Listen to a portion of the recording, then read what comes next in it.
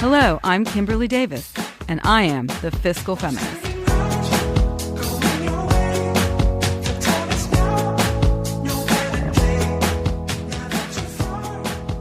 Hi, I'm Kimberly Davis, and I'm the Fiscal Feminist. I'm also a managing director and partner in the Bahnsen Group, a wealth management practice in Newport Beach, California, and New York City. So today I'm going to talk about rating your retirement savings. Is this ever a good idea? So why would anyone want to do this? Well, we all know life is very far from linear. And sometimes things happen unexpectedly that totally disrupt our flow and require some creative thinking to address the situation. You know the saying, desperate times call for desperate measures. Dipping into one's retirement savings qualifies, in my opinion, as a desperate measure. And sometimes we might think there's no alternative but to do this. Historically, the aftermath of a divorce or a job loss have been the primary reasons most cited for making an early withdrawal from or taking a loan against a retirement plan. However, COVID-19 changed all that, and according to Magnify Money that did a survey, nearly 30% of Americans have dipped into their retirement savings because of COVID-19.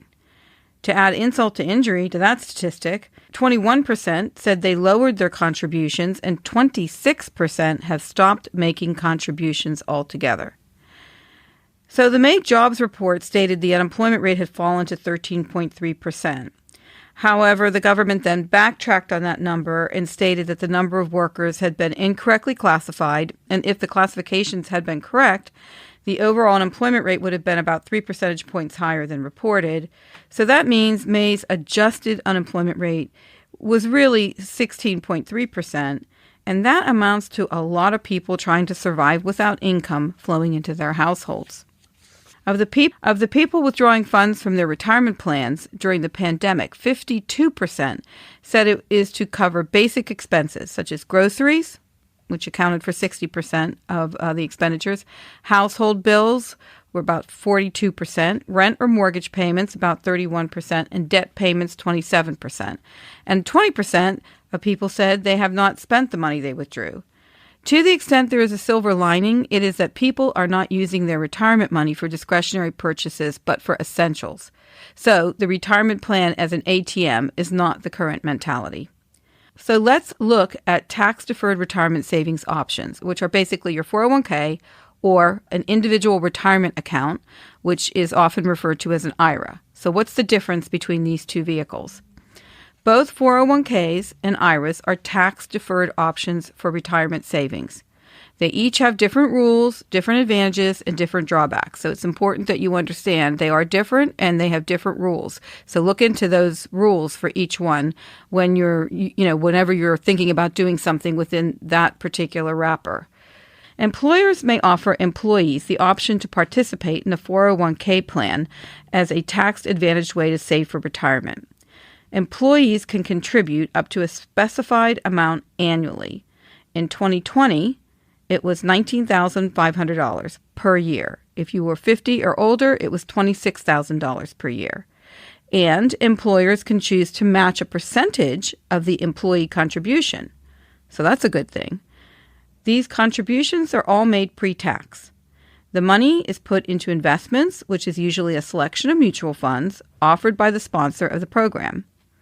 Investment income and gains accruing in the 401k are tax-free. You don't get taxed on any of that money until you get a distribution, and when you get the distribution, it's taxed at ordinary income rates. Individuals can also open a traditional IRA or a Roth IRA. An IRA is not tied to an employer, but you must have earned income. That means you must be working and earning income.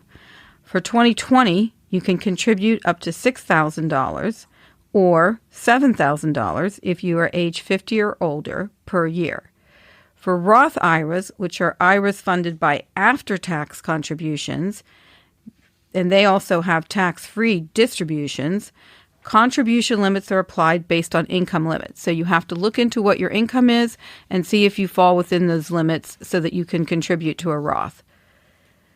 IRAs afford more diverse investment options than 401ks do because they are not on a sponsored platform with limited choices. You can choose a variety of investments, and if you have an investment advisor, they can manage that for you.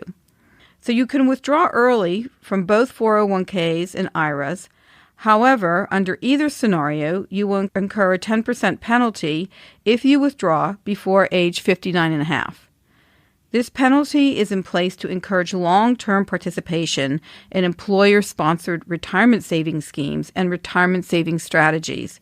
The government wants you to, save for retirement, so they try to make it a little bit difficult if you want to take the money out early. You will also have to pay income taxes on the withdrawal at ordinary income tax rates. So if you are going to take some money out and you're under 59 and a half, you will have to pay income taxes at ordinary income rates as well as the 10% penalty. Another downside from early withdrawal from a 401k is that you can forfeit a portion of your account balance if your employer match contributions haven't vested yet. So keep that in mind as well. Traditionally, there has been a hardship withdrawal, which is an emergency removal of funds from a retirement plan for an immediate and heavy financial need. And these can include medical expenses, home buying expenses for a principal residence, certain defined educational expenses, foreclosure or eviction expenses, burial expenses, or certain expenses related to casualty losses to a principal residence. But you need to look into those rules. I don't want to get into the nitty-gritty of that right now, but check out the rules because there are some carve-outs for when you can withdraw money. And they are slightly different for 401ks and IRAs, so you need to look at both sets of rules.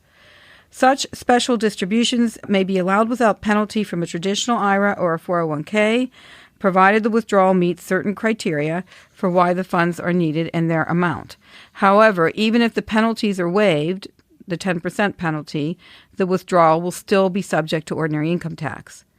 You can also borrow money from your 401k, and you can pay that money back over 5 years. But generally, you cannot take a loan from either a traditional or Roth IRA. That's very much reserved for the 401k space.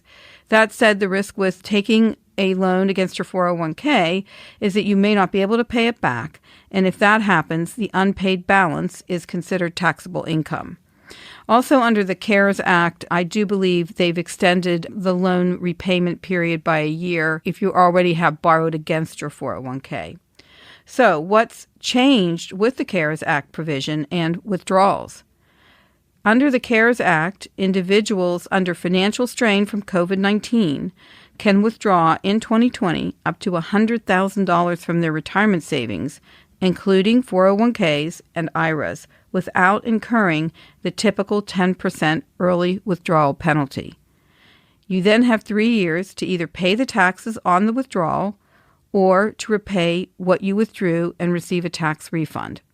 So why not take a withdrawal now, given that, this legislation is accommodating it by removing the penalty and spreading out the tax payments? Well, the short answer is loss of compound growth, selling at lows for a permanent loss, taxes, and less money available in retirement. So before you take the step of dipping into your retirement savings, I implore you to consider other alternatives that may be available. It may seem like the simplest and quickest alternative, but really take some time before you actually pull the trigger on this. The permanent loss of principal and the long-term benefits of compound growth is extremely detrimental to your retirement outlook. We all think that retirement is somewhere way out in the future, but it does ultimately arrive sooner than we think. And, ask me. I can feel it looming ahead of me. And without retirement funding, retirement can look very bleak. The worst time to withdraw investment assets is in the middle of a downturn and extreme volatility. Investments will be worthless, and hence investors will have to withdraw a greater percentage of their account and will turn temporary paper losses into permanent realized losses. Even if you try to replenish later, you will have lost all the compounding of growth from the withdrawn principal. Compounding is one of the most powerful tools to boost retirement savings, and making a withdrawal, especially during the early stages of investing, reduces that effect.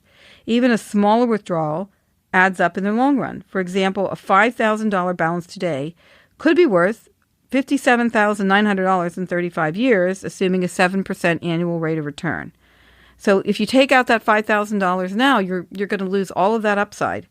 The concern is that if you take advantage of the CARES Act provisions and withdraw, there is also a good chance that you will not replenish the withdrawal, which will be a permanent reduction. You'll never get around to putting the money back in because there's always going to be another need for the money. So once you go down the slope, it's a very slippery slope indeed. So what are some of your other options? I know it is really difficult to think about future retirement when the present feels overwhelming and perhaps impossible. It is already really difficult for Americans to save. According to a 2020 TD Ameritrade report, most Americans want to retire by 67. The report, which surveyed 2,000 U.S. adults ages 40 to 79 with at least $25,000 in investable assets, finds many Americans may have quite a way to go, even those approaching their golden years. Nearly 2/3 of 40-somethings have less than $100,000 in retirement savings, and 28% of those in their 60s have less than $50,000 worth of retirement savings. We want to stay on track with our retirement savings. And although the CARES Act provides accommodation for withdrawals, withdrawing should not be done unless there is absolutely no other alternative solution. If you don't have an emergency savings fund right now to fall back on, you should use this as a wake-up call. It's time to do some soul-searching and reevaluating of your financial strategy. So some other possible alternatives are, 1, engage in an honest evaluation of your finances. Review all of your discretionary expenses and be brutal in reducing them. Just cut and slash. 2, ask for forbearance on payments from your credit card companies, mortgage lender, landlord, utilities, or other creditors, which will provide much-needed breathing room for a few months. Be proactive. Don't be shy. Don't be embarrassed. Email, pick up the phone, negotiate. This will definitely lower what you have to pay out, and this is going to help you in the long run. 3, transfer balances to zero-interest credit cards if possible. If you can do that, that's going to allow you to have lesser amounts of monthly payments because you're not paying interest. So if you have a good enough credit rating and can make those transfers, I would suggest looking into that and executing on that. 4, look into a home equity line of credit if you own a home. Recent housing values and low interest rates make this a good alternative if you can swing it. 5, consider a 401k loan. We discussed this earlier. The IRS allows the 401k loans, but employers are not obliged to offer them. So you need to check directly with your provider to see if 401k loans are offered under your plan. Loans must be paid back within 5 years unless used for the purchase of a primary residence. If you leave your employer for any reason while you still have got an outstanding loan, the balance becomes treated as a distribution, which then makes it subject to taxes and penalties like any other 401k withdrawal. So be very aware of that. The other option you can do, which would be number 7, I believe, is tap into your Roth IRA if you have one. You can withdraw your contributions to this account at any time without taxes or penalties, as you've already paid taxes on the money before you contributed to the account. Just note, if you had the Roth IRA for less than 5 years, the earnings on the contributions will be subject to taxes and penalties. So the contribution itself is not taxed, but any earnings on that amount of money will be taxed.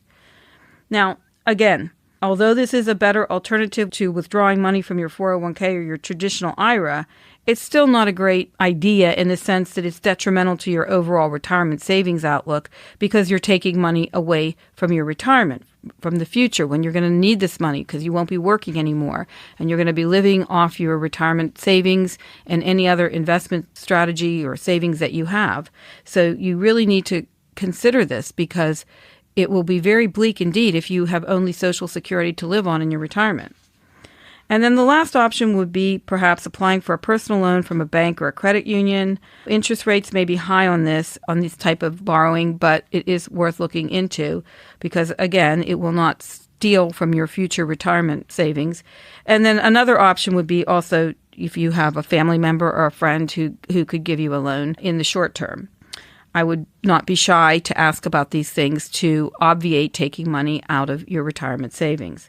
So my take on this is take a beat before you withdraw from your retirement savings, and only do it if there are no other options. It's the option of last resort.